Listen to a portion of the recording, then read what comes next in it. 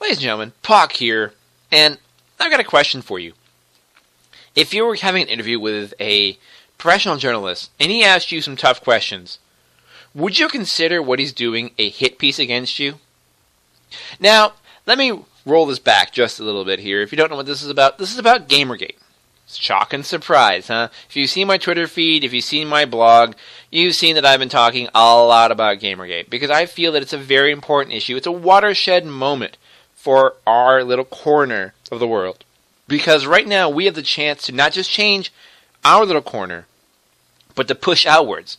Gaming is one of the biggest mediums out there right now today. So that means a lot of people are gamers, and a lot of people see what we do, and a lot of people parrot what we do. Hell, look at the Let's Players out there getting started late in their YouTube careers. All of a sudden, they're playing video games too. Look at everyone jumping on to do streaming now. It seems to be a thing that we can start trends. Now, one trend that we've started is, of course, Gamergate, the fight for ethics in journalism. And today, I watched one of the most ethical interviews I've ever seen since this whole thing started. And it was done by David Pakman, and he was interviewing Brianna Wu.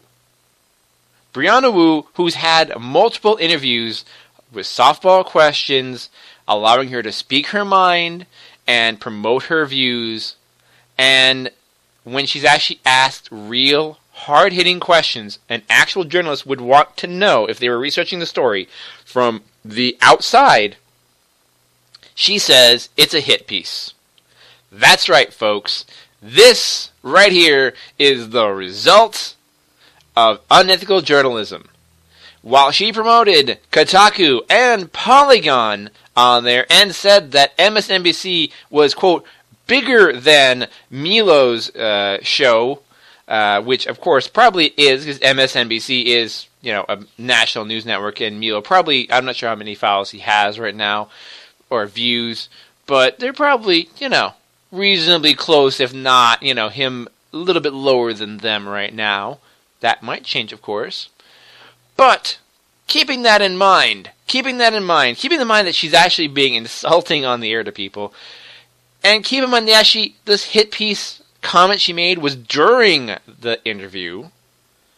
Despite all of that, David Pakman handled everything very well. He was extremely professional to her. He let her make her point, and even though he did have to kind of rush her on a couple of points during the on-air for broadcast portion, because again, there is a time limit, so you can't sit there on the pulpit forever, Miss Wu. You have to actually give some time so you can answer some more questions in an actual question and answer environment. You see, this person is so used to the puff pieces that unethical journalism has given her that she thinks that when an actual journalist asks actual questions and wants actual answers to defend a position in a story, that is a hit piece. Now, for those unfamiliar with what a hit piece is, read anything else about fucking Gamergate. Read any website you want. There are so many of them. There are so many of these hit pieces out there. I'll link a couple to show you what it's like. But basically, a hit piece is this. It's where you take the subject of debate and you put it in the most negative light you possibly can without lying. That's what you do. You basically shade over as much of the truth as you can with negative spin. That's a hit piece. When you're actually trying to actively aggravate that subject, either a group or a person, you're actively trying to bash them publicly in some fashion. None of this is what David Pakman did, and I want to thank him for making this interview possible. I want to thank him for doing this, because this just goes to show you what, and I hate to use the word, what a professional victim looks like.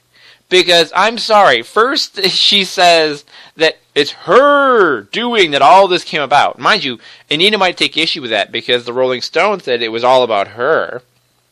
But, again, Rolling Stone, that was her personal journalist, I'm assuming, or her best friend that was doing that one. But, again, yellow journalism, all that good stuff. But yeah, she's saying that for 2 years, Gamergate's been going on. Now, correct me if I'm wrong, but it's only been 2 months. I know it's been a long time, about maybe 3 months now, since Gamergate's been going on. You know, I understand that there have been issues about ethics before, and of course there have been for multiple years. Actually, even beyond those 2 years, ethics have been an issue since the days of Nintendo Power. So please, check your privilege, Miss Wu. I've been here longer than probably you've been alive. I don't know, actually, how old is Brianna Wu? Let's check that out real quick. How old is Brianna Wu? Because I get this feeling, and I'm going to laugh because I'm doing this live, and I didn't plan on doing this, so I didn't research what her age is. I get this feeling that, well, let's see, she was gaming in 85. So, I wonder how old she was when she got her console. I just gotta see this. Give me 1 second here, guys. Give me 1 second. I'll be right back. I just gotta, I'm gonna just pause my recording, and, it'll be a little pause, and I'll be right back. Well, not unsurprisingly, I'm back after my little trip, and I didn't find her age. If anyone knows, put it in the comments of this video or tweet at me, because I'd really be interested in finding out if I actually have been gaming longer than she's been alive. Because I get this feeling I have. I don't know. I think she's probably like 8 when she got her first console or something like that. Or, if that's about the age, then maybe not. But, maybe we're contemporaries. Maybe we're of the same age. Doesn't really make a difference to me because I've been gaming since I was 5 years old. My first system was an Atari, biatch. So, I've been gaming since forevers, my friend. And I love video games. I enjoy them, and I know there is a toxic element to them because I was there during the console wars. And I remember those beauties back in the day, Sega Genesis versus Nintendo. Even without the internet, we had ourselves a good old time in magazines, didn't we? Whew. We certainly did. And you know which magazines pull for which side way back then. More so than just a Nintendo Power magazine, which of course is owned in part by, Nintendo, because that was a thing, You remember those magazines that were just owned by the actual developers of the systems? Kind of that's, not very journalistic, to say the least. But, you see, that's the thing. There's always been some degree of corruption in our little corner of the world.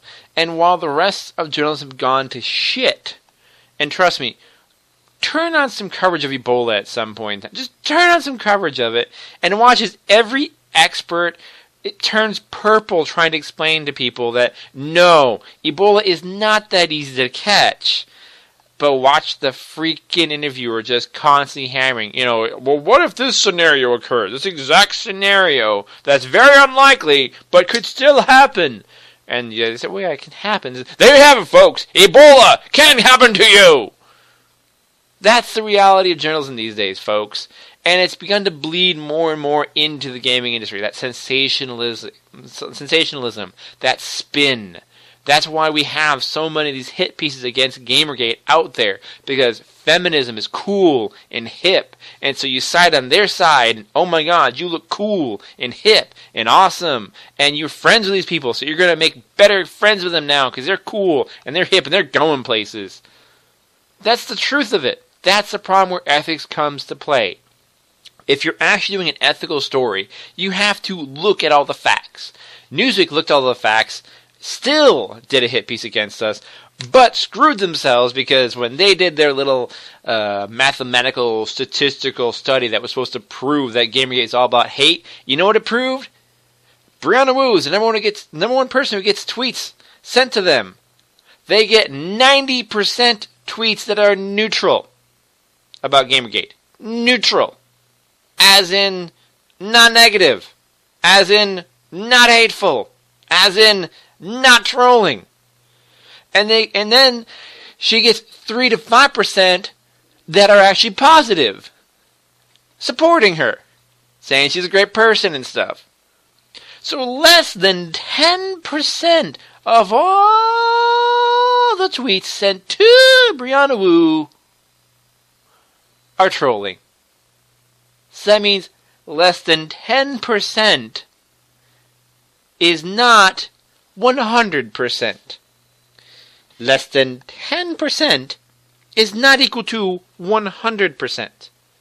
Now, if you listen to Brianna Wu, even during the interview when confronted with this fact, and I'm going to link that in the description below, she goes on to have the audacity to say that Gamergate is all about harassment.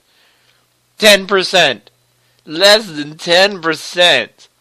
Less than 10% is not 100, Brianna. I am not one to use the term professional victim. I think it's insulting. But when you go onto an honest journalist show and he gives you a fair, honest, and unbiased look at your story and actually provides proper questions and does a proper job of research and does a very, very professional job in what he does, and you have the gall, the nerve to say that it's a hit piece to his face, you are being a professional victim. I'm sorry. I'm just calling like I see it, Brianna. Just calling like I see it. And to David Pakman, you are an awesome man.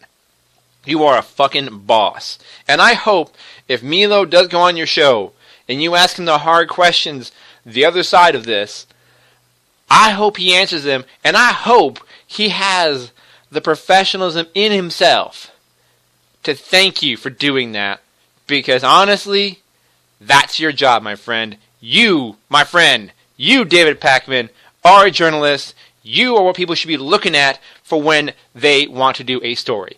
Thank you, and good night.